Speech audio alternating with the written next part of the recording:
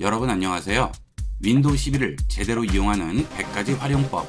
이번 시간은 컴퓨터의 필수 장비인 키보드의 기본 사용법에 대해서 알아보겠습니다. 우선 키보드는 세 부분으로 나뉘게 되죠. 왼쪽에 있는 텍스트와 숫자를 입력하는 부분이 되겠고요. 그 다음 중간 부분은 방향키와 여러가지 기능을 제공하는 키들이 있고요. 우측에 있는 키패드가 있겠습니다. 이 키패드는 숫자를 입력할 때 이용하게 되죠. 우선 글자를 입력하는 키부터 보도록 할까요? 자, 여기는 한글과 영어가 같은 키 안에 써 있죠. 한글과 영어를 전환하면서 이용해야 되는데 한글과 영어 전환은 키보드에 있는 한영키를 이용해서 전환을 해주게 됩니다. 여기 있는 한영키를 누르게 되면 작업 표시줄에 한국어 입력 모드가 영어 입력 모드로 바뀌게 되죠. 자, 이렇게 한영키를 이용을 해서 한글과 영어 입력을 선택해서 이용할 수 있고요. 그 다음은 한자가 있죠. 자, 한자 입력을 할 때는 일단 한글로 한자 음을 써줍니다. 예를 들어서 강이라고 썼습니다. 자, 그 다음 한자 키를 누릅니다. 자, 그러면 그 음에 해당하는 한자들이 전부 나오게 되죠. 자, 이때 방향키를 눌러서 원하는 한자의 위치를 시킨 다음 엔터 키를 치게 되면 그 한자로 바뀌게 됩니다. 자, 그 다음 그 옆에 있는 윈도우 키가 있죠. 자, 이 윈도우 키를 누르게 되면 윈도우 시작 버튼을 누른 것과 동일한 윈도우 시작 창이 열리게 됩니다. 자, 윈도우 키 눌러볼게요. 자, 그러면 이렇게 윈도우 시작 창이 열리게 되죠. 그 다음 쉬프트 키인데요. 상단에 보시면 숫자와 기호가 같이 쓰여져 있죠. 숫자는 아래쪽에, 기호는 위쪽에 써 있습니다. 자, 여기 있는 Shift를 누르게 되면 위쪽에 있는 기호를 입력할 수 있습니다. 자, 기호가 입력이 되죠. 자, Shift를 떼게 되면 아래쪽에 있는 숫자가 입력되게 됩니다. 그러면 글씨를 입력하는 이 자판에서는 Shift가 어떻게 적용될까요? 자, 일단 영어로 바꿔주겠습니다. 여기서 영어를 입력을 해볼게요. 자, 그러면 이렇게 소문자로 들어가죠. 자, 이때 Shift를 누르고 영어를 입력하면 대문자를 입력할 수 있습니다. 이게 영어와 Shift를 조합하는 방법이고요. 자, 그 다음 한영키를 눌러서 한글로 바꿨습니다. 자, 이제 한글을 입력을 하게 되면 이렇게 한글이 들어가게 되죠. 자, 그런데 Shift를 누르게 되면 쌍자음을 입력할 수 있습니다. 자, 기억은 쌍기억이 들어가죠. Shift를 띄게 되면 기억이 들어가죠. 자, 그 다음 디귿도 그냥 누르면 디귿이지만 Shift를 누른 상태에서 누르면 쌍디귿이 들어가게 되겠죠. 자, 이렇게 쌍자음도 입력을 할 수 있어요. 자, 그 외에 옆에 있는 대괄호, 각괄호라든지 마침표, 따옴표 이렇게 한 키에 두 가지가 같이 들어가 있는 것들은 전부 Shift 키를 이용을 해서 입력을 하시면 되겠어요. 자, 그 다음은 백스페이스죠. 자, 이 백스페이스를 누르면 앞에 글자가 지워지고요. 자, 그 다음 딜리트를 누르면 뒤쪽 글자가 지워집니다. 자, 현재 뒤쪽에 글자가 없죠. 자, 그러니까 아무것도 지워지지 않는데 이때 중간에 커서를 둬볼게요. 자, 그 다음에 딜리트를 누르면 뒤쪽이 지워지게 되겠죠. 백스페이스와 딜리트의 차이가 되겠습니다. 자, 그 다음 상단에 보시면 F1부터 F12까지가 있는데요. 이 키들은 컴퓨터나 프로그램, 키보드에 따라서 다른 기능을 하게 됩니다. 자, 지금 이 키보드의 경우에는 F9는 돋보기 기능을 하고요. 그 다음 F11은 플레이 버튼, F10은 뒤로 감기, F12는 앞으로 감기죠. 이 기능 키들은 아래쪽에 모양들이 있어요. 그 모양들을 보시고 이용하시면 되겠습니다. 자, 그 다음은 중앙 부분이죠. 저 같은 경우 지금 볼륨 조절 키가 여기 있는데요. 이 볼륨 조절 기능은 F11부터 F12까지의 기능 키에 붙어 있는 경우도 있고요. 저같이 따로 떨어져 있는 경우도 있습니다. 어쨌든 이런 특수한 키들은 모양을 보면 전부 알 수가 있겠죠. 자, 그 다음 AND와 홈, 페이지 업 다운이 있죠. 자, 커서가 여기 있을 때 홈 버튼을 누르면 제일 앞쪽으로 가는 것이고요. AND를 누르면 제일 뒤쪽으로 커서가 움직이게 됩니다. 자, 그 다음 페이지 업 다운은 브라우저나 오피스 프로그램들을 이용을 할 때 다음 페이지로 넘어갈 경우 페이지 다운을 누르면 아래쪽 페이지로 이동이 되죠. 자, 다시 페이지 업을 하면 위쪽 페이지로 이동이 됩니다. 이것은 문서 작성을 하는 오피스 프로그램에도 동일하게 이용하시면 되겠습니다. 자, 다시 커서를 여기 찍어 볼게요. 자, 그 다음 여기 있는 방향키를 누르시게 되면 이렇게 커서 위치를 움직일 수가 있습니다. 이 방향키는 우측에 있는 키패드에도 있는데요. 이 키패드에서 방향키를 이용할 경우 상단에 있는 넘락이 꺼져 있어야 됩니다. 자, 지금 켜면 불이 들어오고요. 끄면 불이 꺼지게 되죠. 자, 이렇게 불이 꺼지게 되면 숫자 입력은 안 되고요. 방향키로만 이용을 할 수 있습니다. 자, 움직이면 그대로 지금 움직이고 있죠. 자, 그런데 숫자를 입력을 해야 돼요. 그럴 때는 넘락을 눌러주시고 그 다음 숫자 키를 눌러주시면 숫자가 입력이 됩니다. 자, 가끔 숫자가 입력이 안 된다고 하시는 분들 계신데요. 그때는 여기 있는 넘락이 눌려져 있는지 확인을 하셔야 되겠습니다. 자, 그 다음은 컨트롤과 알트 키죠. 자, 이 컨트롤과 알트는 자판에 있는 여러 가지 글자와 조합을 해서 여러 가지 기능을 하게 됩니다. 보통 단축키라고 부르죠. 자, 예를 들어 컨트롤 C 하면 복사고요. 컨트롤 V 하면 붙이기 기능이 되겠습니다. 그 외에도 다양한 단축키를 이용을 해서 컴퓨터를 좀 더 빠르게 사용할 수가 있습니다. 이 단축키는 프로그램마다 다 다르기 때문에 해당 프로그램에서 지원하는 단축키를 이용을 하셔야 되겠습니다. 이렇게 해서 이번 시간은 컴퓨터의 가장 기본 입력 장치인 키보드의 기본 기능에 대해서 알아봤습니다. 윈도우 11을 제대로 이용하는 100가지 활용법. 이번 시간은 컴퓨터 필수 장비인 마우스의 기본 사용법을 알아보겠습니다. 마우스는 종류가 굉장히 많은데요. 그런 다양한 마우스들도 전부 기본 기능은 가지고 있죠. 좌측 버튼, 그 다음 우측 버튼, 그 다음 휠이 있겠습니다. 이 세 가지는 가장 기본적인 기능이 되겠습니다. 자, 그 다음은 마우스에 따라서 이렇게 가로 휠이 붙어 있는 경우도 있고요. 그 다음 그 외에 여러 가지 옵션 버튼들이 붙어 있는 경우도 있는데요. 어쨌든 마우스의 가장 기본 버튼은 좌측과 우측 버튼이 되겠고요. 그 다음에 휠이 있겠습니다. 자, 휠도 누르면 눌리게 되죠. 자, 그러면 좌측 버튼부터 볼까요? 자, 마우스를 움직이시면 이렇게 커서가 움직이게 되는데요. 이때 커서를 폴더나 파일 위에 놓고 더블 클릭을 하게 되면 파일을 열거나 폴더를 열게 되겠죠. 마우스 더블 클릭은 마우스 좌측 버튼을 2번 클릭하는 거죠. 땅땅 누르게 되면 이렇게 폴더가 열리게 되죠. 자, 그 다음 마우스 커서로 폴더, 파일 또는 이런 창들을 들고 움직일 경우에는 클릭 드래그를 하게 되죠. 자, 창을 움직일 경우는 위쪽에 마우스 커서를 놓으시고 마우스 좌측 버튼 클릭한 상태에서 손을 떼지 않고 움직이면 이런 식으로 창을 잡고 움직일 수가 있죠. 자, 이것을 클릭 드래그라고 하죠. 자, 그 다음 이것은 폴더도 마찬가지가 되겠죠. 자, 클릭 드래그해서 움직일 수 있고요. 파일도 마찬가지가 되겠습니다. 파일도 클릭 드래그해서 이런 식으로 바깥으로 빼낼 수도 있겠죠. 마우스의 대부분의 기능은 이 좌측 버튼을 이용하게 되겠죠. 그 다음 상황에 따라서 가끔씩 우측 버튼을 이용하는 경우도 있는데요. 자, 우측 버튼은 이렇게 폴더 위에 마우스 커서를 놓고 우측 버튼을 누르면 숨겨져 있던 메뉴가 나오죠. 이 메뉴들을 이용하면 폴더에 대한 여러 가지 기능들을 이용을 할 수가 있습니다.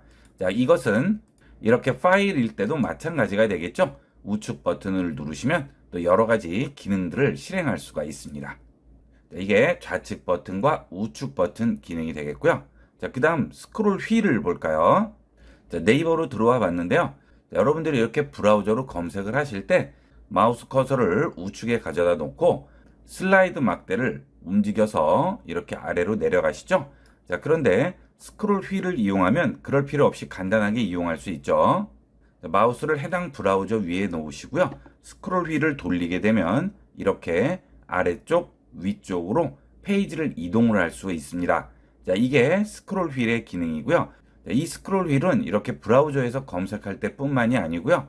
문서 같은 것들을 작성한다든지 프로그램을 이용을 할 때 화면에 보이지 않는 아래쪽 부분을 볼 때 스크롤을 이용하면 좀 더 쉽게 이용할 수가 있습니다.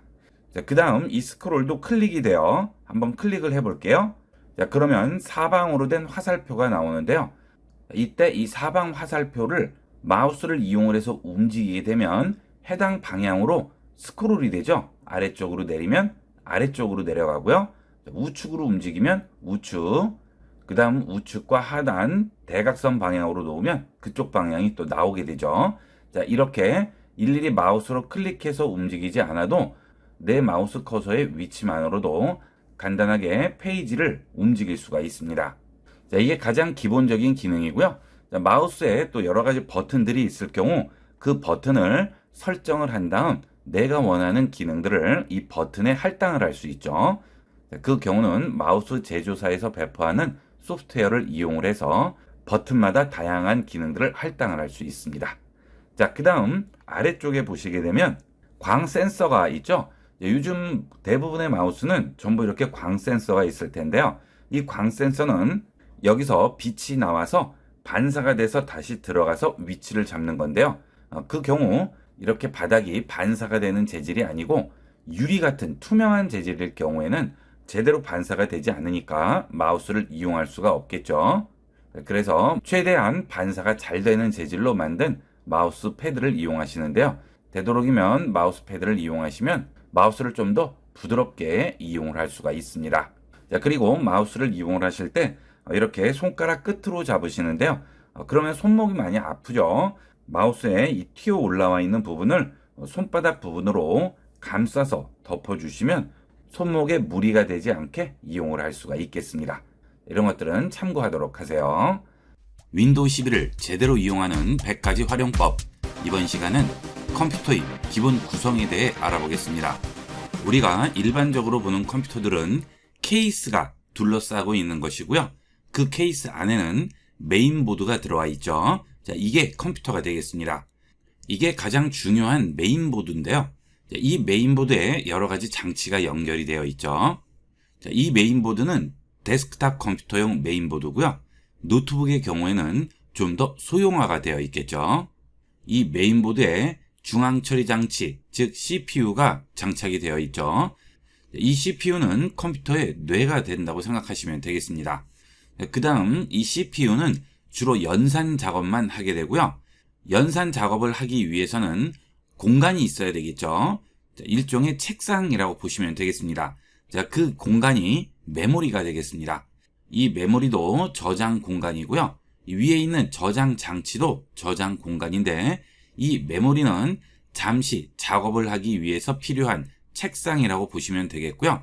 저장 장치는 작업한 내용을 완전히 저장을 해주는 책꽂이라고 생각하시면 되겠습니다. 책꽂이에서 책을 잠시 꺼내서 책상 위에 펼쳐놓고 공부를 하다가 공부가 모두 끝나면 다시 책꽂이에 꽂아놓게 되죠. 자, 똑같다고 생각하시면 되겠어요. 자, 그 다음은 이렇게 작업한 내용을 우리가 봐야 되겠죠. 화면으로 출력을 해서 우리 눈으로 볼 수 있게끔 해주는 그래픽 카드가 장치되어 있습니다. 이 모든 내용을 모니터로 출력을 해주는 역할을 담당하게 되죠. 자, 이 모니터와 컴퓨터 메인보드는 외부 단자를 통해서 케이블로 연결이 되게 됩니다. 자, 이게 가장 기본적인 컴퓨터를 구성하는 장치가 되겠고요. 모든 장치를 컴퓨터에 전부 장착을 할 수 없기 때문에 외부 장치를 이용하게 되죠. 키보드라든지 마우스, USB 메모리, 스피커, 마이크, 그 외에 다양한 외부 장치들은 전부 이 외부 단자를 통해서 연결이 됩니다. 컴퓨터 뒷면을 보시게 되면 이렇게 여러 가지 단자가 붙어 있죠. 이것들이 전부 외부 단자가 되겠습니다. 이 외부 단자에 USB 메모리, 외장 하드디스크, 네트워크 연결선, 키보드, 마우스, 스피커, 마이크 등이 연결이 됩니다. 이렇게 해서 컴퓨터의 기본 구성을 살펴봤는데요. 컴퓨터는 이런 하드웨어와 하드웨어를 작동시켜주는 소프트웨어로 이루어져 있죠. 그래서 소프트웨어와 하드웨어를 같이 알아야 컴퓨터를 좀 더 제대로 이용할 수 있겠습니다. 윈도우 11을 제대로 이용하는 100가지 활용법. 이번 시간은 윈도우 11의 기본 인터페이스를 알아보도록 하겠습니다. 윈도우 11로 들어오시게 되면 이런 화면을 보게 되죠. 여기서 기본 화면을 바탕화면이라고 부릅니다. 자, 이 바탕화면에 파일이나 폴더를 놓게 되겠죠. 자, 그 다음 바탕화면에 보시면 휴지통이 있는데요. 이 휴지통은 필요 없는 폴더나 파일을 버릴 때 이용하게 됩니다. 그리고 이렇게 버렸을 때 아직은 내 컴퓨터에서 지워진 게 아니죠. 완전히 지우려면 휴지통에 마우스 우측 버튼 클릭하시고 휴지통 비우기를 해야 비로소 내 컴퓨터에서 완전히 지워지게 됩니다. 그 다음은 하단 작업 표시줄에 보시면 제일 좌측에 위젯이 있죠. 이 위젯에 마우스를 얹게 되면 최근 뉴스나 날씨, 주가 정보라든지 일정 같은 내용들을 보여주게 됩니다. 자, 이것은 내 성향에 맞춰서 무작위로 나오게 돼요. 자, 그 다음 작업 표시줄에서 제일 중요한 윈도우 시작 버튼이 있죠. 이 시작 버튼을 눌러서 여러분이 실행하고자 하는 앱을 실행하게 되겠습니다. 그리고 검색창은 여러분 컴퓨터에 있는 파일이나 폴더, 프로그램, 그리고 인터넷상의 정보도 이 검색창에서 모두 검색할 수 있습니다. 그 다음 여러분 컴퓨터에서 자주 실행하는 기본 앱들은 이렇게 꺼내놓고 이용할 수 있죠. 자, 그 다음 그 옆에 보시면 숨겨진 아이콘이 있습니다. 여기는 윈도우 시작 버튼을 눌렀을 때 나오는 컴퓨터에 설치되어 있는 앱들 중에서 백그라운드에서 계속 실행이 되고 있는 그런 앱들을 보여주게 됩니다. 여기서 그런 실행된 앱들을 끌 수가 있죠. 마우스 우측 버튼 누르시고 끌 수 있습니다. 보통 여기는 바이러스 프로그램이라든지 그래픽 관련 사진이나 영상을 편집하는 어도비 프로그램 관련한 앱들이 거의 들어가 있게 돼요. 그 다음 한영 전환키가 있고요. 그리고 볼륨 조절 버튼이 있죠. 자, 여기서 컴퓨터의 기본적인 볼륨을 조절해 줄 수 있고요. 그 외에 블루투스나 와이파이라든지 다양한 설정들이 나오게 됩니다. 그 다음 그 옆에는 날짜와 시간을 보여주게 되죠. 자, 그 다음에 알림도 여기서 보여주게 됩니다. 자, 이 부분을 클릭을 해주시면 현재 날짜와 시간을 보여주게 되고요. 그 위에는 알림이 나오게 되죠. 자, 컴퓨터에서 다양한 여러 가지 알림이 있을 경우 그런 알림들을 여기서 확인할 수 있습니다. 자, 이렇게 해서 이번 시간은 윈도우 11의 기본 인터페이스에 대해서 살펴봤습니다. 윈도우 11을 제대로 이용하는 100가지 활용법. 이번 시간은 윈도우 11에서 파일이나 폴더를 비롯한 다양한 곳에 활용되는 복사 및 붙여넣기에 대해 알아보겠습니다. 첫 번째로 파일이나 폴더를 복사하고 붙여넣는 방법이 되겠습니다. 자, 폴더를 하나 열어보도록 하겠습니다. 자, 더블 클릭해서 폴더를 열었는데요. 자, 지금 여기 있는 이 폴더 안에 이 파일을 넣으려고 합니다. 그냥 이동만 할 경우는 마우스 좌측 버튼 클릭 드래그해서 그냥 넣어주시면 되겠죠.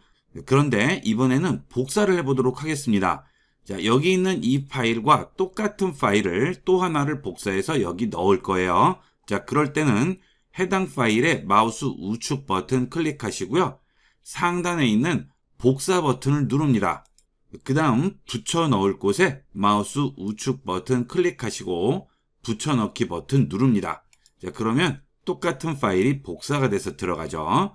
자, 이것은 파일, 폴더 상관없이 똑같이 이용하시면 됩니다. 자, 예를 들어서 지금 여기 있는 참고 사이트라는 폴더를 복사한 다음 여기에 붙여 넣을게요. 마우스 우측 버튼 복사했습니다. 그리고 붙여 넣을 곳에 마우스 우측 버튼 클릭하시고 붙여 넣기 하면 똑같은 폴더가 그대로 들어가 있죠. 자, 이 방법은 컴퓨터에서 이용하게 되는 모든 프로그램에 동일하게 적용할 수 있습니다. 자, 예를 들어서 ib교육.com입니다를 복사해서 다시 붙여 넣어 보도록 할까요? 자, 복사할 경우 해당 텍스트를 클릭 드래그해서 이렇게 파란색으로 반전을 시켜줘야 되죠. 이 상태에서 마우스 우측 버튼 클릭하시면 똑같이 복사라고 나옵니다. 복사합니다. 자, 그 다음 원하는 곳에 엔터 치시고요. 마우스 우측 버튼 클릭하시고 붙여넣기 하시면 그대로 들어가게 되죠. 자, 이 복사와 붙여넣기 기능은 컴퓨터에서 어떤 프로그램을 이용해도 전부 동일하게 이용하게 됩니다. 자, 그런데 매번 마우스로 복사해서 붙여넣기는 귀찮죠. 그래서 단축키를 이용을 해서 복사하고 붙여넣어 보도록 하겠습니다. 자, 여기 있는 두 개의 파일은 버리도록 하겠습니다. 바닥에 클릭 드래그해서 사각형 박스 안에 걸치는 것은 무엇이든 이렇게 선택이 되죠. 여기서 딜리트 눌러주시면 휴지통에 버릴지 물어봅니다. 예 하게 되면 휴지통으로 들어가게 되겠죠. 자, 지금 이 eBook이라는 파일을 복사해서 여기에 붙여볼게요. 자, 클릭하시고요. 키보드에서 Ctrl C 합니다. 자, 그러면 지금 복사가 된 상태예요. Ctrl 키와 C 키를 동시에 눌러줬죠. 자, 그 다음 여기에 붙여 넣을게요. 자, Ctrl V. 그러면 바로 복사가 돼서 붙여지게 됩니다. 자, 이 단축키는 폴더도 마찬가지고요. 앞서 본 텍스트에도 그대로 적용됩니다. 자, 여기 있는 안녕하세요 반갑습니다를 복사할 거예요. 자, 클릭 드래그해서 선택한 다음 Ctrl C 그리고 원하는 곳에 Ctrl V 하게 되면 그대로 붙여지게 되겠죠. 자, 이렇게 Ctrl C, Ctrl V 복사와 붙여넣기는 윈도우의 기본 기능뿐만이 아니고 컴퓨터에 설치되는 거의 모든 대다수의 프로그램들에 동일하게 적용되는 단축키니까 꼭 외워두셔야 되는 단축키가 되겠습니다. 자, 그 다음 동일한 곳에 붙여넣으면 어떻게 될까요? 자, 한번 해볼게요. 키보드에서 Ctrl C 누릅니다. 그리고 Ctrl V로 붙여줍니다. 그러면 동일한 파일이기 때문에 파일명 뒤에 복사본이라고 붙어서 하나가 더 들어오게 되죠. 자, 그 다음 이번에는 USB 메모리로 파일을 이동시켜 보도록 하겠습니다. USB 메모리를 꽂았는데요. 해당 USB 메모리 누르시면 USB 메모리가 열리게 되고 안에 있는 파일들을 확인할 수 있죠. 이때 원하는 파일이나 폴더를 복사해서 똑같이 USB 메모리 안에 붙여주면 되는데요. 자, 이번에는 이동을 시켜 보도록 하겠습니다. 이것도 단축키를 이용하면 좀 더 간편하게 이용할 수 있죠. 자, 이동시킬 파일을 선택하고요. Ctrl X로 잘라줍니다. 자, Ctrl X는 해당 파일을 잘라주는 역할을 합니다. 자, 그런데 아직도 그 파일이 보이죠? 자, 지금 이것은 자른 상태고요. 그 자른 파일을 다른 곳에 붙여주게 되면 자른 파일은 사라지게 됩니다. 자, USB 메모리 내부를 클릭을 한 다음 Ctrl V로 똑같이 붙여줍니다. 그러면 해당 폴더나 파일이 붙인 곳에 나오게 되고요. 기존에 있던 폴더나 파일은 없어지게 되겠죠. 이렇게 이동도 시킬 수가 있습니다. 지금 말씀드린 단축키들은 컴퓨터를 이용하실 때 빈번하게 사용되는 단축키니까 꼭 외워두도록 하세요. 자, 이렇게 해서 이번 시간은 윈도우에서 복사하고 붙여놓고 이동하는 방법을 알아봤습니다. 가장 많이 쓰이는 기능이니까 잘 기억해 놓도록 하세요. 윈도우 11을 제대로 이용하는 100가지 활용법. 이번 시간은 윈도우 11의 설치 방법 중 윈도우 10에서 11로 업그레이드하는 방법을 알아보겠습니다. 자, 우선 좌측 하단 윈도우 버튼 누르시고요. 자, 여기서 설정으로 들어갑니다. 자, 그러면 제일 아래쪽에 업데이트 및 보안이라고 있죠? 자, 여길 들어갑니다. 저는 윈도우 10 업데이트가 최신 상태라고 나오죠? 여러분들에 따라서 업데이트가 더 있을 수도 있습니다. 전부 최신으로 업데이트를 꼭 해주고 윈도우 11을 설치해 주도록 하세요. 현재 최신 상태라고 나오더라도 혹시 모르기 때문에 업데이트 확인을 한번 해보시고요. 여기서 최신으로 확인이 되면 그때 업데이트 해주시면 되겠습니다. 자, 저는 최신 버전이네요. 자, 그 다음 아래에 보시면 이 PC에서 윈도우 11 실행할 수 있다고 나오죠. 귀하의 PC가 윈도우 11 실행하는데 최소 시스템 요구사항 충족한다고 나옵니다. 자, 이렇게 되면 설치를 할 수 있는데요. 한 번 더 확인을 해야 되겠죠. 왜냐하면 설치하는 중간에 문제가 생겨버리면 윈도우 10으로 돌아갈 수도 없고 윈도우 10을 설치할 수도 없는 낭패가 생길 수가 있습니다. 이렇게 실행할 수 있다고 나오더라도 꼭 확인하시고 설치하도록 하세요. 자, 장치 사양 확인 들어가겠습니다. 자, 그 다음에 아래에 시스템 요구사항에 보시면 PC 상태 검사 앱 링크가 있죠. 자, 이걸 눌러서 PC 상태 검사 앱을 받으셔야 되겠습니다. 자, 이미 설치가 되어 있으신 분도 있으실 거예요. 여기 있는 윈도우 시작 버튼을 누르시고요. 여기서 PC라고만 치셔도 PC 상태 검사라는 앱이 나와야 됩니다. 자, 이게 안 나오시면 여기서 링크를 타고 설치를 해 주셔야 돼요. 자, 링크 누르겠습니다. 그러면 PC 상태 검사 앱 다운로드라고 나오죠. 자, 다운로드 버튼 눌러서 다운로드 하시고요. 옆에 화살표 누르시고 폴더 열기 하신 다음에 여기서 바로 실행만 해주시면 되겠습니다. 자, 다 설치가 되면 윈도우 시작 버튼 다시 누르시면 PC 상태 검사라는 앱이 나오겠죠? 실행하겠습니다. 그러면 윈도우 11 소개라고 나오고요. 충족하는지 확인하고 해당되는 경우 무료 업그레이드 받을 수 있다고 하죠. 지금 확인하겠습니다. 요구사항 충족한다고 나오죠. 자, 아래에서 모든 결과 보기 누릅니다. 여기에서 PC 보안 부팅 지원한다고 하고요. TPM 2.0 설정돼 있다고 나오죠. 자, 그 다음 윈도우 11 프로세서 지원된다고 나오고요. 그 다음 시스템 메모리 충족한다고 돼 있죠. 시스템 디스크도 충족된다고 나오고요. 프로세서에 2개 이상의 코어 있다고 나옵니다. 자, 좌측에 있는 이 부분이 전부 초록색 체크가 돼야 되겠습니다. 닫겠습니다. 자, 이제 윈도우 11로 업그레이드가 가능한 거죠. 자, 만약에 프로세서가 지원을 하지 않는다 할 경우에는 그때는 어쩔 수 없습니다. 프로세서 자체가 업그레이드가 돼야 되고요. 메모리를 지원 안 한다고 하면 메모리를 업그레이드 하셔야겠죠. 그런데 기본적으로 거의 4기가는 설치가 다 돼 있을 거예요.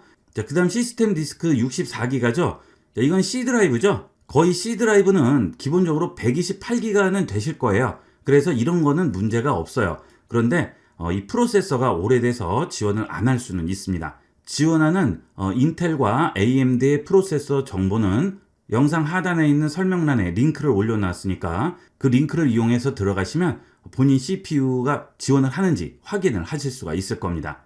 그 다음은 이 보안 부팅과 TPM 2.0 때문에 많이 어려워하세요. 이 부분에 대한 설명은 지금 설명드리는 업그레이드 설명이 끝난 다음에 다시 또 설명이 되어 있으니까 그 부분도 영상 하단 설명란에 시간과 내용이 간단하게 써져 있으니까 그 부분을 누르시고 영상을 시청하시면 되겠습니다.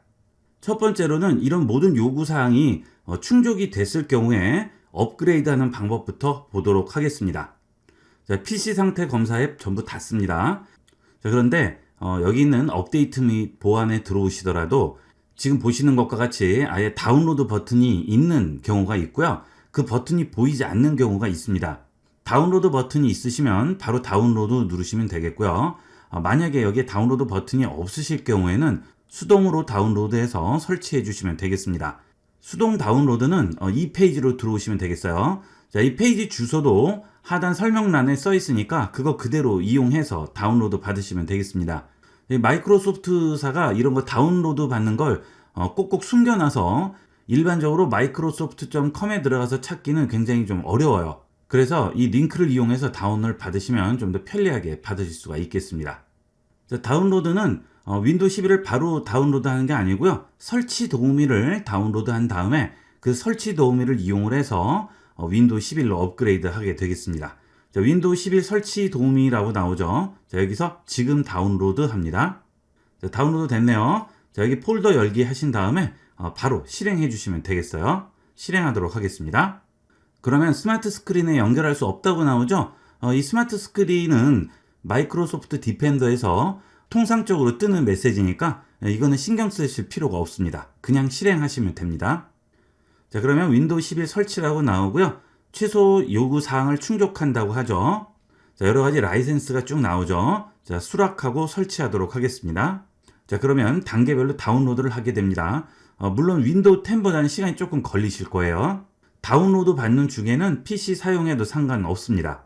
자, 그리고 이 마이크로소프트에서 새로운 OS가 출시가 될 때는 거의 한 1년 정도는 무상으로 업그레이드를 하게끔 해줍니다. 그래서 지금도 출시된 지 얼마 안 됐기 때문에 윈도우 10에서 무료로 윈도우 11로 업그레이드가 되죠. 자, 그런데 그 기간이 지나면 또 어떻게 될지는 모르죠. 지금 어느 정도 윈도우 11이 안정화가 접어들었어요. 그래서 설치해도 그렇게 큰 문제는 없으실 겁니다. 그리고 혹시 설치하셨다가도 문제가 있다 그러시면 언제든지 다시 윈도우 10으로 새로 설치를 해주시면 되겠죠. 자, 이 3단계에서 완료율이 100% 되면 30분 후에 PC가 다시 시작된다고 하죠. 혹시 중간에 작업하시는 분들은 작업을 꼭 저장을 하시고요. 되도록이면 설치가 다 끝날 때까지는 PC를 사용 안 하시는 게 좋겠죠. 자, 그 다음에 3단계에서 70%가 넘으면 속도가 갑자기 많이 느려져요. 자, 그러니까 뭐 72%, 73% 이런 데서 멈춰 있다고 그래서 컴퓨터를 끄거나 그러면 안 됩니다. 100%가 될 때까지는 그대로 놔두셔야 되겠어요. 자, 그리고 혹시 PC를 절전 모드로 두신 분들은 절전은 꺼주는 게 좋습니다. 자, 이렇게 설치하다가 갑자기 절전이 돼버리면 안 되겠죠. 자, 그래서 노트북 같은 경우에는 전원을 연결을 하시고 설치를 하시고요. 일반 PC도 절전 모드는 끄고 이용을 하시면 되겠습니다. 자, 윈도우 시작 버튼 누르시고요. 설정 들어가시게 되면 시스템에 보면 전원이라고 있죠. 자, 시스템 들어갑니다. 여기서 전원 및 절전 들어가신 다음에 화면과 절전 모드 전부 안암으로 놓으시면 되겠습니다. 제일 아래쪽에 보면 안암이라고 돼 있죠. 자, 이렇게 해 주셔야 중간에 설치되다가 절전 모드로 들어가서 설치가 멈춰버리는 경우를 막을 수가 있겠어요. 자, 또 하나는 이렇게 업그레이드 하다가 혹시나 갑자기 다운되거나 이러는 수도 생길 수가 있겠죠. 자, 그거는 미리 판단을 할 수가 없기 때문에 이렇게 업그레이드 하기 전에 중요한 자료 같은 게 있을 경우에는 꼭 백업을 받고 업그레이드를 하도록 하세요. 그건 굉장히 중요한 문제가 되겠습니다. 자, 설치가 다 됐네요. 자, 그러면 이제 다시 시작하도록 하겠습니다. 나중에 다시 시작하지 마시고요. 설치하면 바로 다시 시작해 주시면 되겠습니다. 다시 시작합니다. 다시 시작을 하게 되면 까만 화면에 업데이트가 몇 번 되고 컴퓨터가 재부팅을 몇 번 한 다음에 이렇게 윈도우 11 화면으로 나오게 됩니다. 처음부터 아예 새로 설치하는 것보다는 시간이 생각 외로 굉장히 오래 걸릴 거예요. 기존에 있던 윈도우 10이 그대로 유지된 상태에서 11로 업그레이드를 하는 것이기 때문에 적어도 30분에서 1시간 정도는 시간 여유를 두고 업그레이드를 하셔야 되겠습니다. 자, 그리고 처음에 이렇게 부팅이 됐을 땐 약간 느린 듯한 기분을 느끼실 거예요. 자, 이렇게 앱 버튼 같은 거 누르셔도 바로 나오지 않고 한참 검색을 하고 나오게 됩니다. 그것은 컴퓨터에 설치되어 있는 여러 가지 세팅이라든지 앱들, 파일 같은 것들을 윈도우 11이 전부 인식을 해야 되기 때문에 처음에 한두 번 부팅할 때까지는 조금 느린 걸 느끼시고요. 그 다음부터는 원래 제 속도대로 나오게 되겠습니다. 자, 그리고 이렇게 업그레이드를 했을 때의 장점은 기존에 쓰던 앱이라든지 기존에 쓰던 설정값들, 그 다음에 저장되어 있는 파일들을 그대로 유지한 상태에서 윈도우 11로 바꿀 수가 있다는 거죠. 이 방법이 가장 간편하고 쉬운 방법이 되겠습니다. 이렇게 해서 윈도우 10에서 11로 업그레이드하는 방법을 알아봤습니다. 이번 시간은 여기까지 하도록 하겠습니다. 감사합니다.